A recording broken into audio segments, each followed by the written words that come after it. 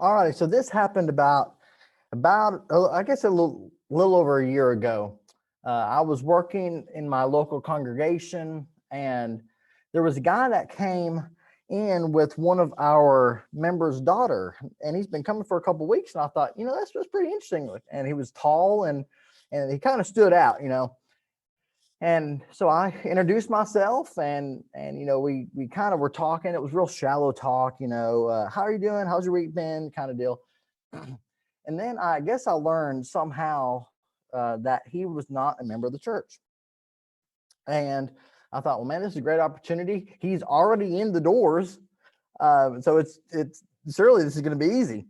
And so I asked, hey, would you and your friend, she may have been a fiance at this point, I don't remember yet, but hey, would y'all be interested in studying the Bible together, real informal, let's just sit around, maybe eat or drink a little bit, and open up God's word and see where it takes us. And so they agreed, and I had known a little bit about this guy in the few weeks that he'd been coming.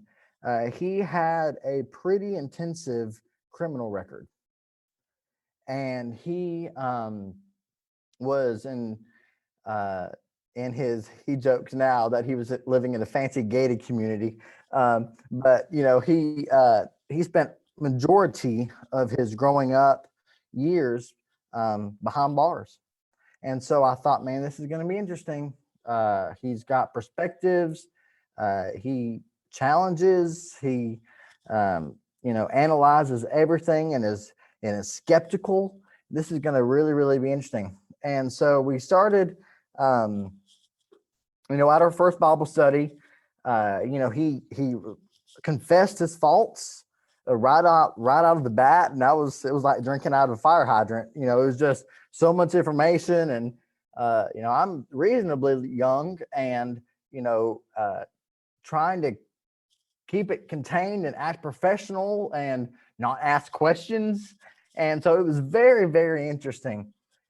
But like I said, he was a skeptical person, and we went through the studies for several weeks, and he was challenging just about everything, because he grew up Southern Baptist, and was really, really skeptical. So something really, really interesting happened, but I'm gonna get back to that here in a little bit.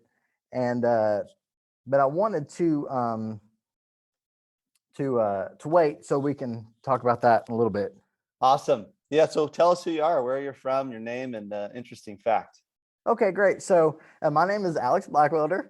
I was born originally in Eastern Europe, Slovakia, actually. And my parents now were missionaries there, and met me and another girl, and adopted us. I like to say that they came home with 2 souvenirs, but it was great story. And given the fact that they were going there to do mission work, and God provides when we are doing His work, and so there's also a whole nother conversation. But anyway, so born in Eastern Europe, and I live and work with the East Main Church of Christ here in Tupelo, Mississippi. And, Tupelo is known for Elvis and his birth, and they milk it for what they can get. And if you're an Elvis fan, I guess good for you. The rest of us, we just try to, get about our day, day by day kind of stuff. We roll our eyes at you and stuff like that. So one interesting thing, I don't know if it's really, really interesting, but I love motocross. I grew up riding. I have motorcycles. I have a Ducati right now. So I love doing that. I've gone to the track. It's been a lot of fun. But on the flip side of that, I love candles. I picture candles as like soft and mildly feminine almost. So I have that side, and then I like to come home and smell my candles. It's really weird, but that's awesome, man. You can put a candle out when you ride your bike by it, too. Yeah, that's true. So, the show's about helping people share their faith bravely. So do you have a couple strategies that you found to be successful or help people with sharing their faith? Right, and I guess we're presuming that that they are already baptized believers. That's right. Yeah. And obviously, if they're not, that's another conversation for another time. But assuming that we are already baptized believers, before I get into strategies or so, I want to say this: we need to convince ourselves that the spiritual is far better than the physical. And until we realize that, we are not going to try to convince people that what they have is is worse or better, depending on the person. And so we need to convince ourselves that the spiritual is far better than the physical. The spiritual offers community. So many people out there are looking for somewhere, a place to fit in. The church provides that. And then, obviously you can come up with many different things, but, we are also people of hope. Day by day, we take a look at what's happening in the world around us, but because of, what God has done for us, we can have hope. And then, especially when it comes to death, death is a very vulnerable thing for a lot of people. And, we're able to have that hope even in death. And then, just like I said, day to day, the continual cleansing that we have that we read about in First John, it's there are so many good things. But in order for us to jumpstart ourselves in the right direction for evangelism or living missionally, we need to convince ourselves that the spiritual is far better than the physical.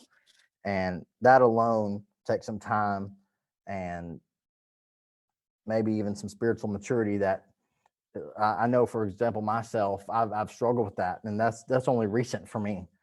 And if I don't believe it, and if I'm not convinced that the spiritual is better than the physical, I'm not going to be able to change people's minds. Right. Well, what So, what are some things you've done to help yourself so people listening can try also convincing well, I themselves? think the big thing is community. I'm an extrovert. I love people, and I love God, and so that's partly the reason why I'm in ministry. But it offers, especially around here and the things that are happening locally, uh, community is a big thing. The church is located, or at least East Main is located um, around some people that, um, well, there's just a greater need, and hopefully the church here is doing what needs to be done. No doubt we could be doing better. But Yeah. even realizing that, okay, the things that we have, the motorcycle I have, the truck I have, the nice house I have, things like that, we take a look at those, or the world takes a look at those and says, okay, you are now successful. Okay, you went to school, you got your education, you live in a house, blah blah blah. You are now successful. But that's not what makes a person successful in the eyes of God. And so trying to rewire, how we look at things is important. Awesome. Now, what's some strategies that you think are once you've got your mindset in the kingdom focused, I call it, Right. focus on the kingdom, uh, then what would be some strategies people could use to share their faith? So I have this little quote here to begin. It says, if the gospel message stopped being shared by the 11 disciples, there would be no modern day church. Personal evangelism must happen to continue the life of the church. Without word of mouth, and obviously we are so blessed to have, the completed Bible, and but the church would not be able to be what it is today if it weren't for individuals taking the time to share.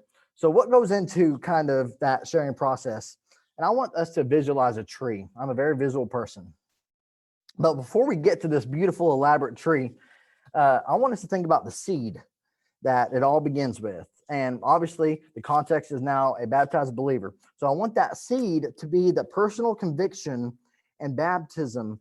We were convicted, okay, I am a sinful person in need of a savior. And there's nothing that I can do about that, only God. And so, through what he has done, through our act in obedience, we're baptized for the remission of sins. And so it all begins with that little seed. Well, then over time, and maybe not very much longer after that, baptism, the roots begin to spread. And that root ought to be the motivation, because now, okay, we've been cleansed from our sin. That thing that separates us from God, hey, that's taken care of. So we're motivated. We want people to know. We want people to know what God has done for us and what he can do for them. And so that root needs to be the motivation. And then, so you have the little seed, the roots, and now you have the trunk.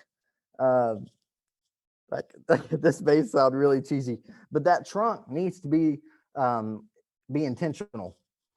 Through that motivation, we're just going to have to be intentional. You get me talking about motorcycles, motocross, what's happening in the X Games and stuff like that. Oh, I can tell you all about that. And I'll gain so much excitement. I'll talk faster. My voice will go higher. I'll sound really weird by the end of that conversation because I'm excited about that. Same way with people who have grandkids. They're always prepared to show pictures. And so, if we're truly excited about something, it's naturally going to come out in our conversations. And that's where that being intentional happens. But that being intentional won't happen until, and it goes back to what we said earlier, if we haven't convinced ourselves that the spiritual is better, it's not going to come out. Right. And so that trunk needs to be intentional. And then you have the branches. Don't get it confused with the roots, but the branches, that is the potential Bible studies. Okay, we're intentional, and they say yes. Okay, just like my friend in the beginning story, he said yes. Great. Now, what's going to happen? Stay tuned for more. But you have those branches. Sometimes they'll say no. Sometimes unfortunately, sometimes we'll start Bible studies and then life will happen and you never get to finish too. That's also unfortunately a real thing. And so, but you have those branches, and then the fruit that, so you have the branches, and then either the leaves or the fruit that is produced off that branch is that conversion. That is what brings forth that tree. An apple tree is not an apple tree without apples. And so, so that's kind of how I visualize, at least for me personally, the process. And without that personal conviction, people use excuses. Well, I don't know enough. I didn't go to school for that. You did, so it's all on you. Or you're the minister. That's your job. No, sister, sorry. It's a command for all of us. And so, that's you don't get off the hook for that. But if you've been baptized yourself, you know enough because someone studied with you as well. And so I think we're bad to use excuses and allow our fears to consume us. And we'll talk about fear just at the end. But it seems that we struggle being motivated and then knowing how to be intentional. Because after that on fire moment, when we're baptized, and that may last a couple of days, a couple of weeks, a couple of months, once that motivation or that fire kind of levels out, knowing how to be intentional, I think, is so important. Because, my youth group knows I'm awkward. I'm not awkward. I challenge the status quo, I guess. That's it. And so, like, when I'm using the bathroom, for example, in a public place, I'll strike up a conversation. Apparently, you're not supposed to do that. But hey, we're out there. And I know they're not going to be going anywhere for any time soon. So drop them while you can, I guess. But, being intentional is important. And it's just a matter of opening up your mouth.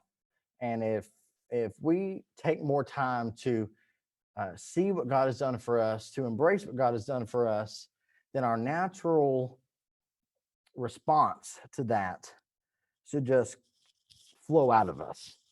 Right. But we're too busy as people, and we don't take time to stop and appreciate the things and try to see God in the little things as well as the big things.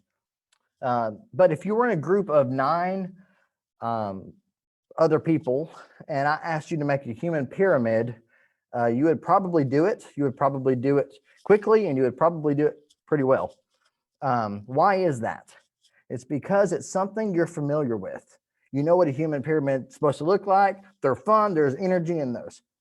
Well, evangelistically speaking, the more we engage people in spiritual discussion, the easier it will be to make more of those kinds of contacts. It's just, you got to start. There's no, I mean, we can talk about strategies, but and obviously I know personality type also varies, but in the end, you're just going to have to open your mouth. And at least for us, and it may be a little harder for you, given where you live, Titus, but like down here, we're in the Bible Belt. People know about God. I would say 90% of the people around me, even in the streets, go to some or are affiliated with some church. And so there's no reason why I should be fearful, even though sometimes I am. There's no reason why I should be fearful to strike up a conversation, because we're in the Bible Belt. I mean, it's not expected, but it's accepted. Right. And so because it's so accepted, we need to do a better job. I need to do a better job of taking that to heart. So I think we're at the point where it would be good if I brought back that beginning story. So like I said, there's this guy, and he agreed to have Bible studies. And so we're having Bible studies, and one of my professors at Fred Hardman that I went to, Kevin Moore, love him to death. We use, and I use every Bible study I have, these personal Bible study sheets. I love them to death. They're so practical.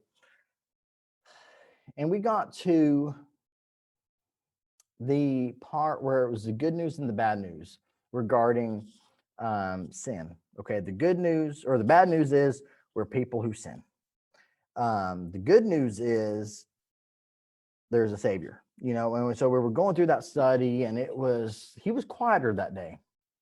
And I think the weeks leading up to this kind of were, he threw up in the incubator, and he was thinking about it, letting it grow, letting it simmer, and things like that. By the time we got to this lesson, keep in mind his background. Okay, he spent most of the time in prison, committed some horrible and was around some horrible situations. And he was affiliated with the Southern Baptist Church.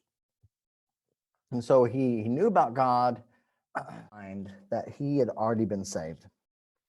And we get to this point, and he realizes that, and maybe I'd merged that lesson and baptism together. And he realized that he hadn't been saved.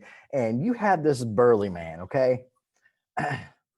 And his eyes start to water. And of course, I'm a goofball. And when I start to feel awkward, I laugh. Okay. But I was like, Alex, hold together. I mean, God is working through him. God is working through him. Keep it together, Alex, And, he realizes, and his eyes, I mean, he got red and his eyes were getting moist. And I mean, you could see those wheels turning. And he said, I'm not saved. And here you have a guy who has been in an environment where if you're not the alpha dog, you're going to get made fun of, you're going to get picked on and stuff like that. And so given that prison environment, he admitted not only, hey, I have not been saved like I thought I'd been saved, but this almost fear of, so the last 30 plus years of my life have been a lie, or, what has been taught to me is now, at least what the Bible says is, has been wrong, those prior teachings.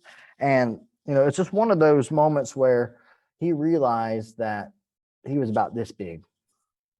And he realized that God is so much bigger. And he knew that his sin was great, but God's love was greater. And so, that was a beautiful moment too. And it was a very emotional moment because he admitted and that he had sin, and soon after that, we studied a little bit more over the next couple weeks, and uh, I believe it was, I can't remember what month, but soon after that, he was baptized for the remission of his sins, and here I am, this 5'7" guy, baptizing this guy who's bigger, much bigger than me, and it was beautiful. And when we were walking down off the getting out of the baptistry, and while people were leading singing and stuff like that, I said, I want you to think about everything that you've seen, everything that you've done, every sin that you've committed. You're perfect right now in the eyes of God. And we're standing there dripping. And I said, I want you to take a moment and to not rush putting on your clothes. People out there who want to pat you on the back, they can wait. Okay, I want you to take this moment, and after 30 something years of your existence, you are now perfect. You have now been made righteous in the eyes of God. And it was beautiful. It was beautiful. That's awesome, man. No doubt that God was at work, and the word is powerful when it comes upon the right kind of soil. So That's right, man. encouraging. That's awesome. Good stories, man. And I like the like, just to recap some of the things you talked about. Spiritual's better than physical, like you talked about. There's like a tree and a seed, and that reminded me of Jesus' teaching, where if you plant the seed, some of the roots don't go that deep, and the persecution knocks it over, or Right. as it's growing, it gets choked out by the physical, the desires of the world instead of the spiritual. So yeah, plant the seed. And then I just love the fact that you need to be passionate about Jesus and the Great Commission, right? Right. The difference between being excited about motocross and being and sharing all that and excited about Jesus is some people probably won't beat you up for talking about motocross, but they'll definitely be angry about you because it's a spiritual thing, right? So the reality of it is a spiritual battle, but the greater the battle, the greater the victory, right? Right. Absolutely. I mean, look at that one. That guy, if you'd have saw him, you'd be like, there's no way he's gonna turn around. He's too far gone. And God's Right. like, no, he's not too far gone. No one's too far gone. Exactly. So we got another story for us. It's actually not a finished story Oh, good. yet. I like it. Let's do it. So I also love basketball, and so I play basketball a lot. I'm not particularly good at it, but I enjoy it. And I've been so there are some courts, public courts that I play on, and so over the last couple of years, I've made some friends, and they are actually really good basketball players. But they call me sometimes, oh yeah, preacher man's here, because hey, I go to East Main, love to have you. So they know that I'm a minister. And so a lot of times that environment, there's a lot of cursing and just, the worldly atmosphere. You can't expect the world to act like Christians. And so there's a lot of that. And so, but over time, I will say, hey, if you don't mind, just out of respect for, me and our God, let's not say those things if we miss a layup, or, if our shot doesn't fall through the hoop, and so, there's at least one kid that I've been waiting for an opportunity where I can pull him aside to see if he'd be willing to study, just because he's a good kid, and he's also one of those people that if he could become a child of God, he's a natural influencer, and he'd be one of those great magnets that once he's equipped, he could do so much good for the kingdom. And so we play, but a lot of times when we play, there's a whole lot of other people. And so I don't want to say, hey man, you want to have a Bible study? and him feel embarrassed or awkward and shut it down. So I've been waiting for a time where he and I can be alone. But as the listeners, and of course, if y'all could pray for that individual and for me, because I have high hopes and high expectations for myself. But he, like I said, he's one of these people where if he can commit and submit to God, then no telling what good he's going to do for the kingdom. Yeah, yeah. And those are awesome. Those are stories. That's neat to see God work in that moment. When he Right. opens up that opportunity, it'll be you'll see it and just take it. Get in there. Yes, absolutely. Yeah, like some things we talk about on the show are like if you are in that circumstance where you have somebody at work or you're playing a game with or something, that you can always pray for them in that moment. So, like always praying. Like you might not have the courage to speak it. You might not have the opportunity to say, hey, you want to do a Bible study? Like you said, might not even be appropriate in front of everybody, but you can definitely pray and know that God is going to work in that. So Right. that's good stuff. Well, let's get everybody call to action then. Alex, is it important to share the good news? What do you think? No. Absolutely. Yeah. It is so important. Actually, the differences between sharing the good news, sharing your faith or not, is someone's eternal destination.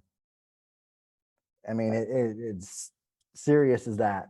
The gospel is beautiful and it's necessary and it's command, but it also has a lot of weight to it as well. So no doubt it is needed and important.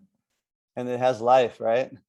Like, Right. I mean, it's like we have this, people are dying in the streets and we have this free life that we can give them and they'll have a real life here and beyond.